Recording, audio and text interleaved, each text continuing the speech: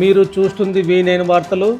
మండపేట పురపాలక సంఘం commissioner TV రంగారావుపై రాష్ట్ర సబార్డినేటర్ కమిటీ చైర్మన్, మండపేట నియోజకవర్గం వైసీపీ ఇన్ఛార్జ్ ఎమ్మెల్సీ తోట త్రిమూర్తులు సంచలన వ్యాఖ్యలు చేశారు. మండపేట వైసీపీ కార్యాలయం వద్ద సోమవారం ఉధృత పరిస్థితి నెలకొంది. మండపేటలోని మున్సిపాలిటీలో నెలకొని ఉన్న పలు సమస్యలపై ధర్నా కార్యక్రమానికి ఎమ్మెల్సీ తోట త్రిమూర్తులు పిలుపునిచ్చారు. ఈ కార్యక్రమంలో వైసీపీ నాయకులు, కార్యకర్తలు, అభిమానులు పెద్ద సంఖ్యలో వైసీపీ కార్యాలయానికి చేరుకున్నారు. ఎమ్మెల్సీ తోట త్రిమూర్తుల ఆధ్వర్యంలో నిరసన కార్యక్రమం పురపాలక సంఘం కార్యాలయం ముట్టడికి బయలుదేరారు. ఈ నేపథ్యంలో town CI Suresh, rural CI Dorrajulu మరియు పోలీసు బలగాలతో అక్కడ చేరుకున్నారు. శాంతి భద్రతల సమస్య తలెత్తుతుందని, ఇక్కడి నుంచి వెళ్లకూడదని తోట త్రిమూర్తులని అడ్డుకున్నారు. వారితో తోట త్రిమూర్తులు మాట్లాడుతూ డాక్టర్ బిఆర్ అంబేద్కర్ రాజ్యాంగం ప్రకారం తను హక్కులను ప్రశ్నిస్తుంటే అభ్యంతరం ఏమిటని ప్రశ్నించారు. తాను లేవనెత్తిన సమస్యను ప్రజల కోసమని పేర్కొన్నారు. గత వైసీపీ హయాంలో నిలువ నీడలేని రిక్షా కార్మికులకు బస్టాండ్లో షెల్టర్ నిర్మిస్తే అక్కడ ఉన్న బోర్డును కమిషనర్ టీవీ రంగారావు అన్యాయంగా తొలగించారని ఆరోపించారు. అక్కడ ఉన్న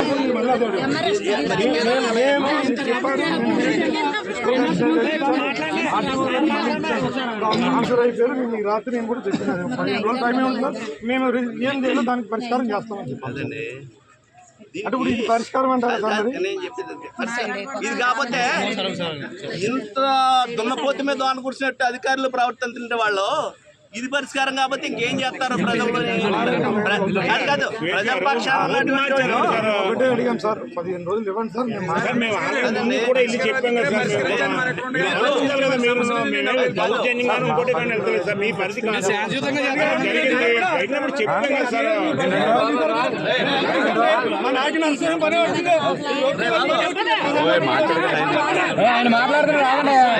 ధర్నాగా వెళ్ళి మున్సిపల్ కమిషనర్ ఆఫీస్కి వెళ్తారని మాకున్న ఇన్ఫర్మేషన్ ఉంది.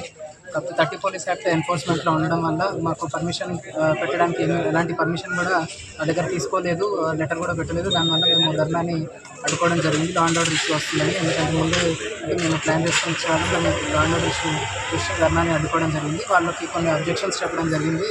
వాళ్ళకి మున్సిపాలిటీ మీద ఉన్న ఇబ్బందులు కానీ ప్రాబ్లమ్స్ కానీ చెప్పడం జరిగింది. అవి మేము సంబంధిత అధికారుల దృష్టికి తీసుకెళ్ళి ఎటువంటి లా అండ్ ఆర్డర్ ఇష్యూ లేకుండా వాళ్ళ దృష్టికి తీసుకెళ్ళి మేము యాజ్ పర్లో ఎలా ఉందో, యాజ్ పర్ ప్రొసీజర్ ఎలా ఉందో అది చేస్తామని మేము చెప్పడం. 15 రోజుల్లో మేము లెటర్ ఫార్వర్డ్ చేయమని చెప్పారు. అదే వాళ్ళ దృష్టికి తీసుకెళ్తామని. ప్రాబ్లం వచ్చి రిక్షా స్టాండ్ సంబంధించిన బోర్డు అక్కడ నుంచి గతంలో ఉన్న వైఎస్ఆర్సీపీ బోర్డు మార్చి టీడీపీ బోర్డు పెట్టారని, ఆ బోర్డును మళ్ళీ కార్యసాధ్యాలు ఉన్నాయండి. అది డెసిషన్ మేకింగ్ మేము ఇక్కడికి వచ్చి ఆ సంబంధిత ఇబ్బంది ఏదైతే ఉందో దాన్ని అధికారుల దృష్టికి తీసుకెళ్ళి వాళ్ళ దగ్గర నుంచి రిలవెంట్ యాజ్ పర్ లా ఏదైతే ఉందో as per law, as per procedure. ఇక్కడ ఈ ప్రభుత్వం చేస్తున్నటువంటి అరాచకాల్ని ఒక ప్రతిపక్ష పార్టీగా వాటిల్ని ప్రజల దృష్టికి తీసుకెళ్ళవలసినటువంటి బాధ్యత మాకుంది. పాలకపక్షంగా అధికార పార్టీ ఉంటే ప్రజాపక్షంగా మేమున్నాం.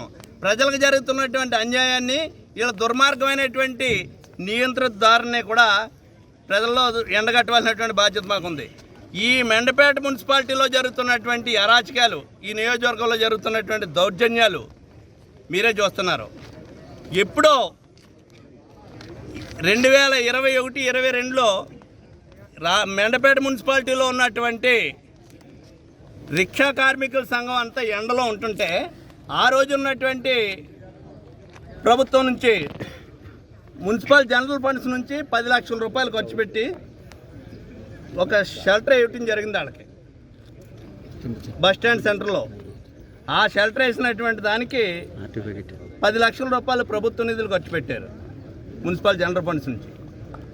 ప్రభుత్వం మారిన తర్వాత అక్కడ ఉన్నటువంటి ఫ్లెక్సీలు తీసేసి, జగన్మోహన్ రెడ్డి గారు బొమ్మలు తీసేసి, ఆ ఆర్డర్ కూడా మున్సిపల్ తీర్మానంతో కట్టినటువంటి షెల్టర్ అది తీసేసి వీళ్ళ దౌర్జన్యాలు చేసేసి ఈ రకంగా చేస్తుంటే ఎందుకు ప్రతిపక్షంగా మేము కూర్చొని ఊరుకుంటాం? దీనికి 2 నెలల క్రితం అధికారులకి కంప్లైంట్ ఇచ్చాం, మున్సిపల్ కమిషనర్ గారికి ఇచ్చాం, అదేవిధంగా పోలీస్ డిపార్ట్మెంట్కి ఇచ్చాం. ఈ రోజు వరకు ఏ విధమైనటువంటి స్పందన లేదు. వీళ్ళకి ఇచ్చినటువంటి అర్జీలన్నీ కూడా దున్నపోతు మీద వాన కురిసినట్టు కనపడుతుంది. ఏంటి దౌర్జన్యం ఏంటి, అన్యాయం ఏంటి? ఈ ప్రభుత్వంలో అరాచకమైనటువంటిది ఎక్కడికి పడితే అక్కడ జరుగుతుంది. ఈ మున్సిపాలిటీకి సంబంధించినటువంటిది ఆస్తులు దోసుకు తింటున్నారు.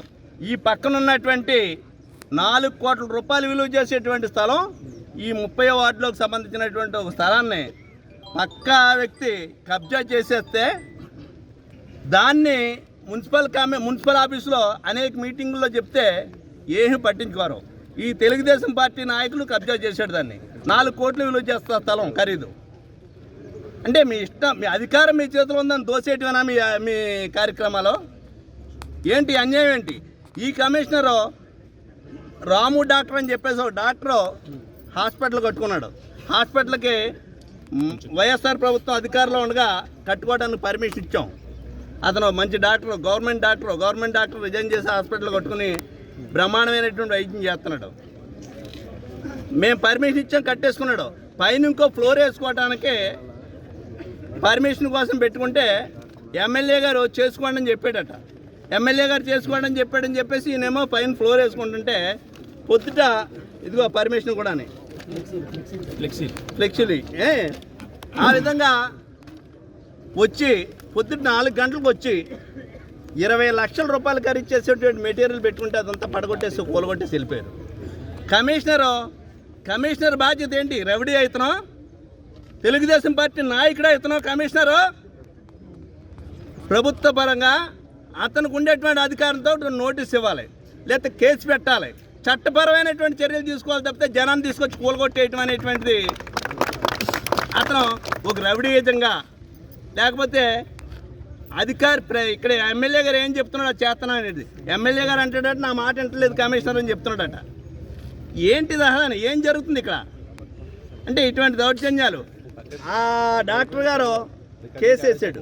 ఇప్పుడు కమిషనర్ మీద ఎఫ్ఐఆర్ కూడా వేసాడు. కమిషనర్ మీద అంటే ఎక్కడికి వెళ్తుంది ఇది? ఎక్కడ తీసుకెళ్తున్నారు? ఎక్కడ తీసుకెళ్తున్నారు? ఏంటి దౌర్జన్యాలు ఏంటి? ఇలాగా అనేక రకాలైనటువంటి కార్యక్రమాలు చేస్తున్నారు. ప్రజాస్వామ్యబద్ధంగా మేము ర్యాలీ చేస్తుంటే పోలీస్ అధికారులు వచ్చి అడ్డుకుంటారు ఇక్కడ.